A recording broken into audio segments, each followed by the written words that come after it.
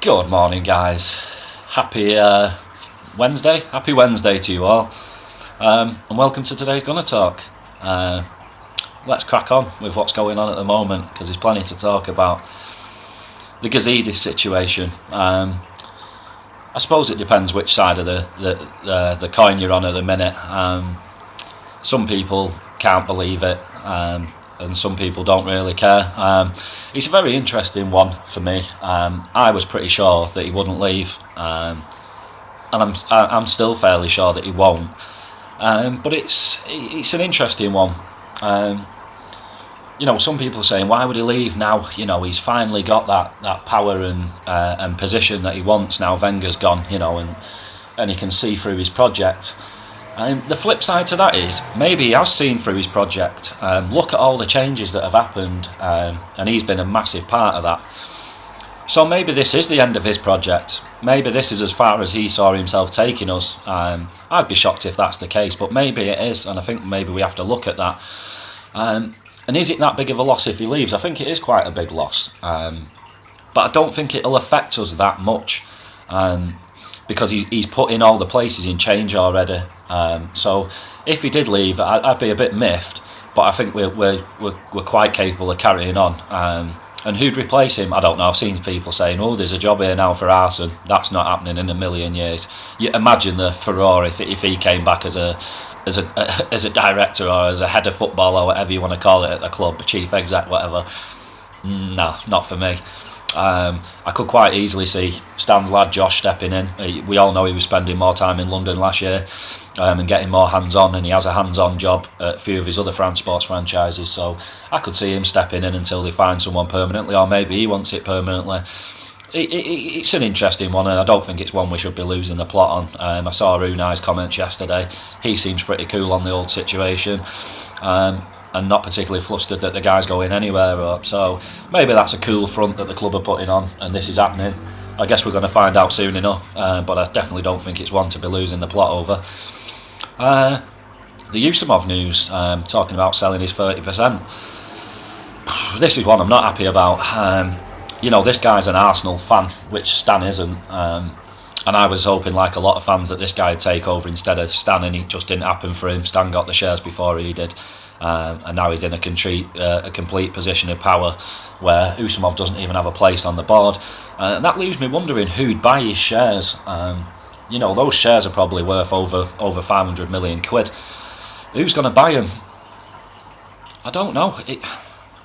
It's really interesting, this one, because I think I'd be surprised if Stan bothered to buy him. I know a few of you think he will, and I think if he does and he is interested, we're in big trouble, because I'm not a fan of this guy at all. I think he's the big thing holding us back, and has been for a long time, and I think he's the worst thing that's ever happened to the club. That's just my personal opinion. I'd be surprised if he bothers to fork the money out, being in the position he's already in, unless he wants complete dominance, but he's pretty much got that already without buying it, and he's already spending a lot in LA on the Rams. He's 5 billion into that or whatever, so I'd be amazed if, for something that might not be part of his plans, he'd be bothered to pump another 500 or 600 million into us. So I'm not so sure about that, but it wouldn't shock me if it happened. Dango, obviously, what he came out with his comments saying he will definitely look to buy Arsenal at some point. I don't see him doing it at the moment either. Everything I've read about him, he said, look, in 2020, when I've built this refinery, then I'm going to go after Arsenal. And the comments I seen him yesterday when he was interviewed on it again, he said that, look, I don't care who goes and buys those shares. When I'm ready in 2020, I'll buy them off whoever, and I will make an offer that, he thinks the offer he'll make, Stan won't refuse. So that's an interesting one down the line, and maybe we just have to ride it out. If Stan does buy these remaining shares of Usamov's and he has complete ownership, maybe we then just have to sit and hope things don't get any worse. Obviously things on the pitch and back room look like they're improving, so maybe we could just ride the storm for a couple of years till 2020, and Dango would step in and make an offer. Make an offer you can't refuse, or you swim with the fishes. Maybe that might happen, but it's definitely interesting. Dango's a fan, massive Arsenal fan, so I'd prefer that over Stan. The only thing I've seen him say that made me a little bit nervous is he'd want to be involved in transfers, which I don't think should happen. You just pay out the money, and that's what you employ people for, is to go and do the finding the personnel. So that was the only downside to him, but that's another really interesting situation at the moment. And like I say, I'm just not sure who'd invest that sort of money in shares that would be more of a little pin on your lapel to say, at your fancy dinners and and things like that, networking dues and all that. Oh well, I own 30% of Arsenal. It's like owning a super yacht or whatever. So I'm not sure who's going to step in and look to buy them if Usamov definitely sells. And he's made his case clear numerous times where he said, if I don't get any say so at Arsenal, I'll go and invest him elsewhere. And I think he'll go straight to Everton with his buddy if he does get a buyer for his shares. So that's an interesting one, and one to definitely keep an eye on.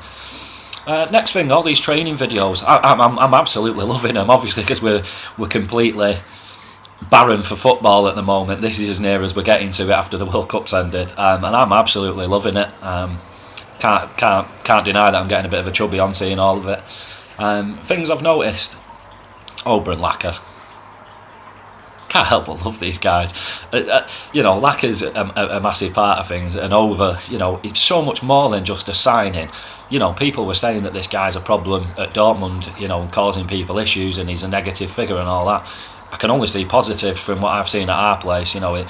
That was a big thing last year, giving Lacazette that penalty. That shows you what a type of bloke he is.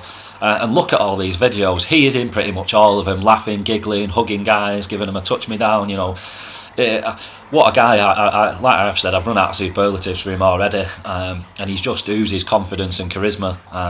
Very much like Thierry for me in that sense. He's just such a great character to have around, and really great for team spirit, and that friendship partnership that they're forming is absolutely frightening. And other teams are giving us no credit, and they should be terrified of these two, because these two are going to rip the league apart, especially with a hungry Mesut now in behind. And if Rambo signs a new contract, he's going to be hungry to prove his worth. So it's all on the up for me, and only positives. A few other things I've noticed yesterday. He was playing auba out wide on the left of a free up front, which we've seen in the pre-season games, and that was even with Laca playing on the other training side. So I think that's definitely the role he's going to look to deploy him in, and see Laca as our main striker, and maybe Eddie as his backup, and Laca's our left winger. I don't know. I think this guy will create goals and score goals no matter where he plays. We saw that in the Boreham Wood game. So I know it's only Boreham Wood, but it doesn't change his style of play, the opponent. So that's going to be really interesting. Another thing I saw was that he was pairing up Socrates and Chambers, and I think he might go for this old and young duo.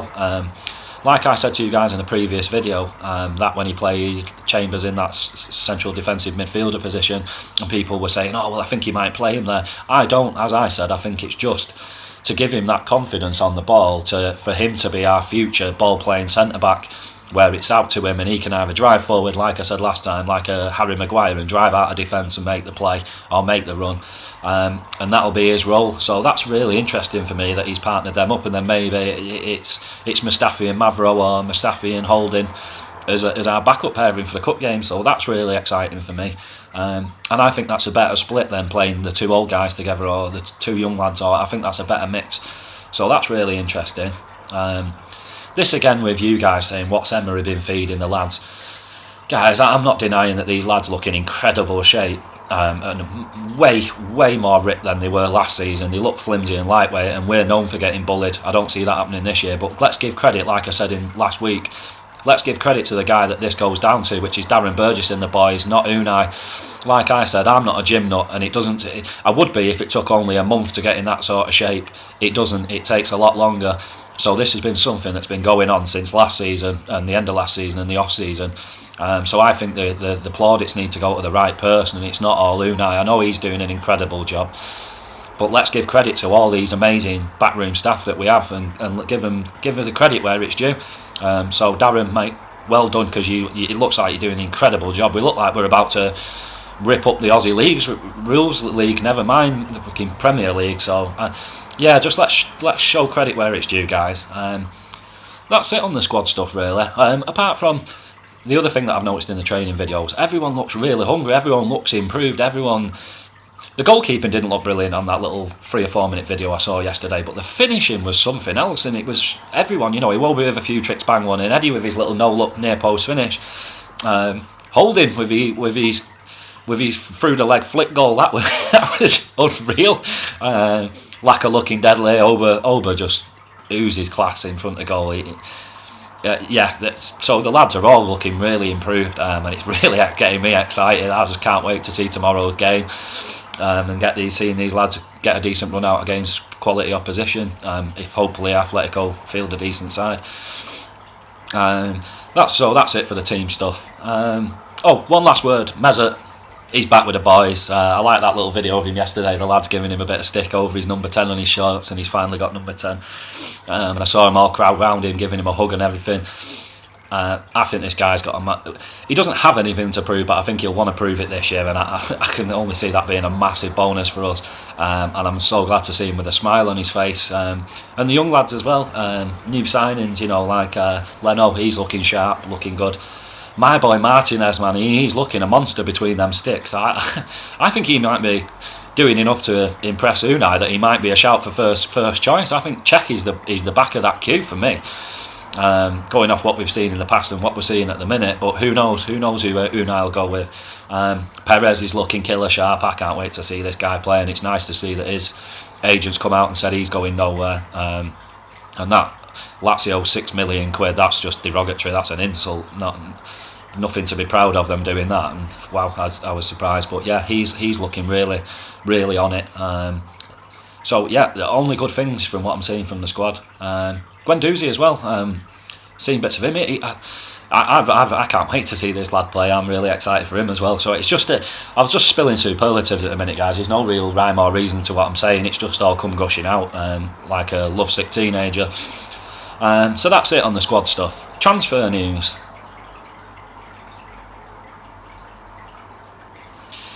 Malcolm, he's gone to Barca.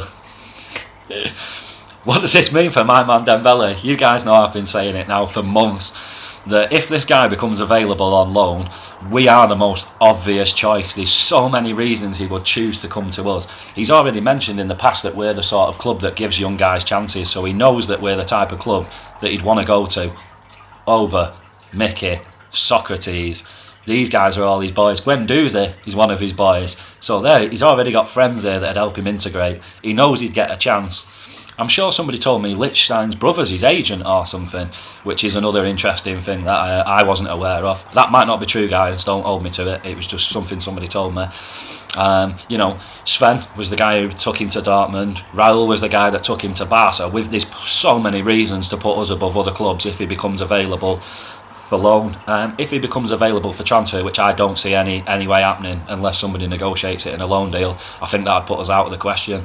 I don't think we'd stump up over 100 million for him, and I'm not sure I'd want us to either, to be honest.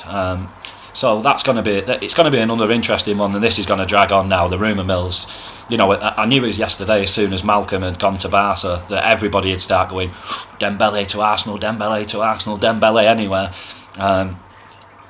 So it's definitely going to be an interesting one. Something I've seen this morning about Gazidis has turned us down, apparently. We made an offer for him and he's turned us down. Not sure how much truth is into that, but I hope there's a little bit. I don't think he's that brilliant, to be honest. From what I saw at the World Cup, he looked very average to me. I know you can't judge somebody just on the World Cup and a few games, but he didn't look that impressive to me. So I'm just going to take out of it that there might be a bit of truth to it, and it shows we are actually looking for a winger. So that's an interesting one. Martial, I'm a big fan of, and he said he wants to stay in the Premier League, but he's another one. I'm not sure if we'd stump up the money for him, but he's somebody I'd love to see at our place, and I think he'd want to come to our place as well. So that's another one. Coleman, I told you guys that interview with him, no one believed me because he liked an Instagram post, and like I said to you, he might have been liking the fact of Dembele to us. It's not happening, guys. That's one to completely forget. A real interesting one this morning that got me, got my pecker up a little bit. Bailey wanting a Premier League move, and the number £40 million. This guy could be an £80 million, £90 million winger. If he's available for £40 million, we should be breaking our necks to go all out for this guy. Because I think he could set the world alight, and I'm sure many people believe the same as me. So that's one I'd like to see us move on big style. Really interesting. Another one that I've seen, Yerry Mina talking about the Premier League and how sick he is at Barcelona. I don't know if we've left it a bit late now for doing a move at centre-back. because it'd mean somebody leaving. So I'm not sure on that one. He's someone I'd like to see come in the door, and I think he'd improve us at the back, but I think it might be a bit late for that. But you never know. We're used to doing stuff late in windows, so maybe it could still happen. Another one to keep your eye on. The Monreal situation, like I said the other week, guys, I find it really odd that him and Welbeck are being given such an extended break, considering both of them played no part in the World Cup at all, and they're getting such an extended holiday, which makes me feel like they might not be part of his plans. And I thought it was interesting that Sociedad said he was their plan B. Well, their plan A has just moved to Bournemouth, so now he is their plan A. And I wouldn't be too upset if he left, obviously because of his contract running out. Like I've said in the previous GunnerTalk, there's reasons to sell him and there's reasons to keep him. I don't mind either way. I think he's quite average. I think we could easily replace him. And if he stays, I won't be too upset either, because he'd be good backup to Saeed and experience. So that's another very interesting one as well. Last one, and Nzonzi, his dad talking a lot. I don't want to see us pay 40 million, 30 million for this guy. He's 29. He'd bring a lot in experience-wise, but he's another one who doesn't help us going forward in the future. And he talked up PSG as well as us. I'd prefer to see him go to PSG and us to go for Rabiot. Much younger, much more room to improve. Not the finished article like he is, but he's not far off it. I wouldn't say there's massive difference between those two player-wise. And he'd come cheaper because he's only got a year left on his contract. He's someone who he personally thanks Unai for the work he did in improving him, so I think he'd jump at the chance to come to our place. So there's definite, as I said to you guys last week, there's things going on behind the scenes while we're in Singapore that you need to understand are going on. I've sent out a few texts the last couple of nights, and I've told we're hard at it behind the scenes at the minute, and we're a bit like a swan. On the surface we look serene and like we're doing nothing, but under the water we're paddling like fox. So I think there's loads of reasons to be excited at the minute, and I don't think this window's open for us. And Unai once again yesterday said, look, if there's a player out there that he's too good to turn down, we'll move on it. So I think we're making all the right noises at the minute. I think there's loads of reasons to be excited, and that's it from me today, guys. I'm smiling once again, pep in my step, and I hope you guys feel the same. Thanks for watching once again, guys, and please, if you enjoy it, please retweet, give me a shout out, whatever, or subscribe on YouTube, and keep getting your questions into me at #GunnerTalk. Take it easy, guys. Have a wonderful Wednesday. Enjoy the weather, enjoy work, whatever you're doing. Luck be with you, and come on, you Gooners.